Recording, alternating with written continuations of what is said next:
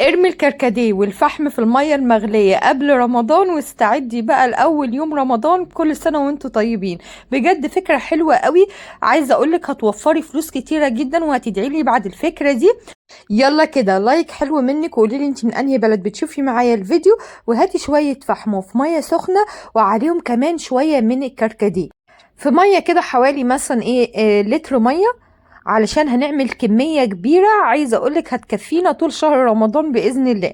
هتجيبي بقى كده كركديه زي ما انت شايفة وهتحطيه مع الفحم وتسيبيهم يغلوا كده مع بعض حوالي ربع ساعة، لحد ما تحسي ان المية خلاص بقى لونها كده غامق زي ما انت شايفة. هسيبه ربع ساعة لحد ما خلاصة الفحم مع الكركديه كله ينزل في المية. في ناس بقى بتسميه الوردة، اما احنا عندنا في مصر بنسميه كركديه. هسيبهم يغلوا بقى كده ربع ساعة الأول، وبعد ما تعدي الربع ساعة هتجيبي بقى كده نص كيس من البيكنج باودر وتحطيه بالتدريج، ما تحطوهوش مرة واحدة علشان هتلاقيه عمل فوران معاكي كده. فانت حطيه شوية بشوية وقلبي بقى، وبرده سيبيه لمدة 5 دقايق تاني على النار، وبعد كده هتطفي عليه وتسيبيه يبرد شوية. بصي بقى كده بعد ما عدى عليه 5 دقايق هطفي عليه النار خالص وهسيبه يبرد تماما. ولو انت عايزه تستخدميه سخن هقولك برضه تستخدميه سخن ازاي.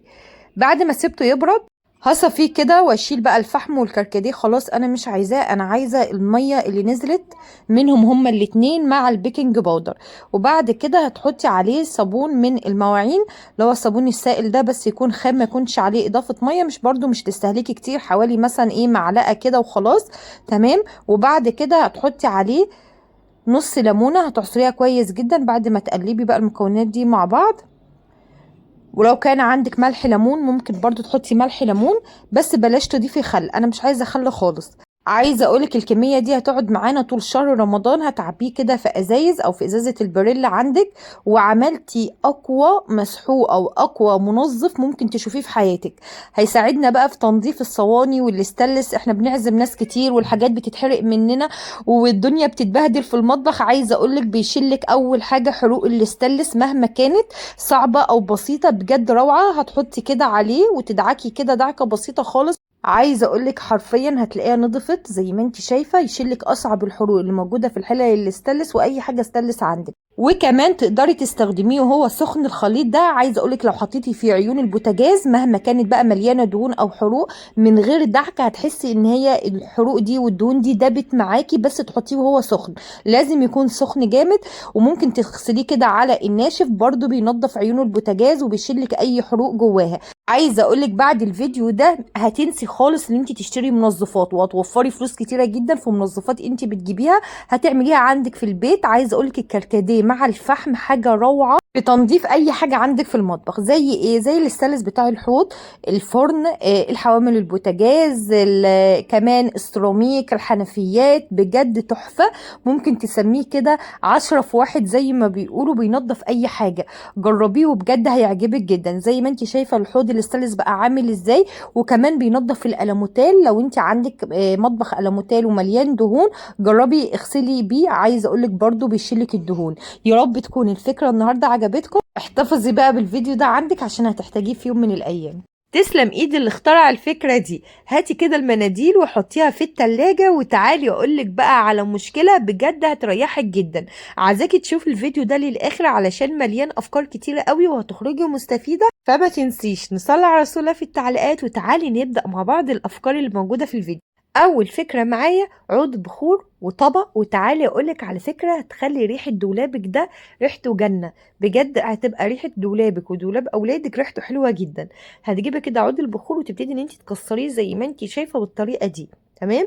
وبعد كده هتجيبي قطعة من ورق الفويل وتاخدي عود البخور زي ما انت شايفه اللي انت كسرتيه، ممكن تعملي واحدة او اتنين او تلاتة وتعمليها كده زي الكور. وتجيبي بقى كده خلة وتبتدي ان انت تعملي فيها فتحات بحيث ان انت تخلي ريحة البخور تظهر معايا، وتروحي بقى في دولابك وتحطيها. بجد هتخلي ريحة الدولاب حلوة جدا. تعالي بقى كمان هقولك على سر تعمليه في الغسالة بتاعتك بتشلك كل الوبر وكل الفتل الموجودة في الغسيل. بتجيبي كده لوفة تكون مخصصاها للموضوع ده وتحطيها جوه الغسالة. مع كل غسلة بتشلك الوبر والفتل، وبالذات مع الهدوم السوداء، وبتنضف لك الغسيل من اي وبر خالص. تعالي بقى اقولك على الفكره دي برضو حلوه قوي لعشاق الناس اللي بتجيب الفول السوداني زي ما انت شايفه بس دايما بيبهدل الدنيا.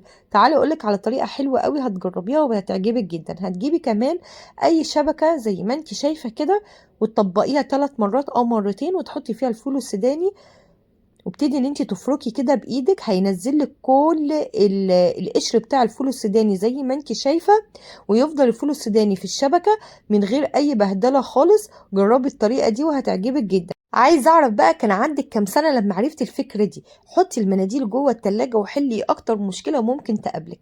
بجيب علبه المناديل مثلا اي نوع مناديل، بس طبعا بكون لسه فاتحاه يعني يكون لسه جديد ما حطيتهوش في اي مكان، تمام. واجي اروح بقى حاطاه جوه التلاجة كده لمدة ساعة ساعتين 3. طب انا بعمل كده ليه؟ بعمل كده علشان ده بقى بتشيلي الرطوبة الزيادة اللي موجودة في التلاجة، وكمان بتشيلي اي ريحة موجودة عندي جوه التلاجة، فبتحافظ لي على ريحة الاكل، لان انا ببقى ممكن ساعات ببقى حاطة حاجة ليها ريحة قوية فبتأثر على باقي الاطباق. جربي طريقة المناديل دي بتشيل اي ريحة موجودة عندك جوه التلاجة، جربيها وبجد هتدعيلي. تعالي بقى نشوف الفكرة اللي بعد كده. لو انت عندك الكيس البيكنج باودر لو عمل معاكي رطوبة كده في الشتاء سواء كان الفانيليا او اي باودر عندك، هقولك على طريقة حلوة قوي ترجعيه كأنك لسه شاريه دلوقتي. بتجيبي اي حاجة طاسة تيفال او طاسة سيراميك وتدفيها على نار هاديه خالص وتحطي فيها الكيس البيكنج باودر، بس اهم حاجه تكون طاسه سيراميك او تيفال علشان ما يلزقش معاكي، وخلي بالك برضو ما تعليش النار عليها لحسن الكيس يتحرق منك. هحطها دلوقتي على نار هاديه خالص وبعد كده بتحطيه وتقلبيه بالشكل ده. عايزه اقولك الرطوبه بتختفي من الكيس البيكنج باودر وتقدري تستخدميه في اي كيكه او اي حاجه انت حابه تعمليها. جربيها وبجد هتعجبك جدا الطريقه دي.